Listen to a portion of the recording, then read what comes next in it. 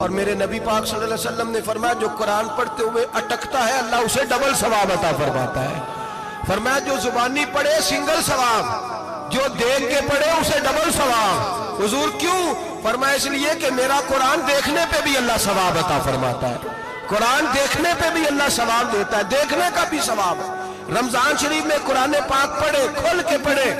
اور میرے بھائی اگر تیرا بچہ پڑھے، اگر تیری بیٹی پڑھے، کائنات کا خوش نصیب باپ وہ ہے کہ بیٹا قرآن پڑھے، چاہے ناظرہ ہی پڑھے، جس کی بیٹی پڑھے۔ زندگی میں انہیں اس کام پہ لگا جاؤ، مرنے کے بعد بھی پڑھیں گے۔ امام جلال الدین سیوطی شافعی رحمت اللہ علیہ فرماتے حضرت عیسیٰ قبر کے پاس سے گزرے، قبر پہ عذاب ہو رہا تھا، اللہ کا غضب برس رہا تھا، جناب عیسیٰ استغفار پڑھتے ڈرتے گزر گئے۔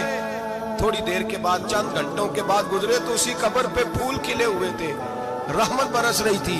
حضرت عیسیٰ علیہ السلام عرض کرنے لگے مولا تو بے نیاز ہے، میری طاقت نہیں تیرے کاموں میں بولنے کی، پر ابھی تو یہاں عذاب ہو رہا تھا، ابھی رحمت برس رہی ہے۔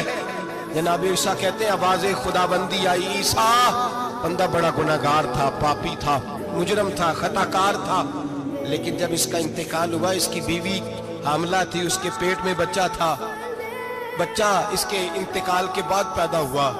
آج وہ 4.5 سال کا ہوا ہے، مکتب میں گیا ہے، مدرسہ میں گیا ہے، استاد نے بسم اللہ شریف پڑھائی ہے۔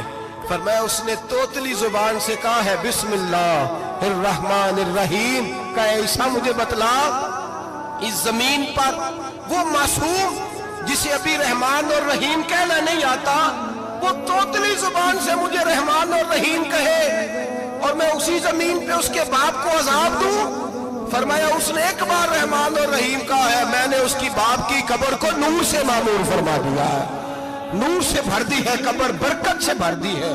اللہ کرے میرے بیٹے بھی قرآن پڑھے، اللہ کرے میری بیٹیاں بھی قرآن پڑھے، اللہ کرے ہم سب کی اولادیں قرآن پاک پڑھے۔ اور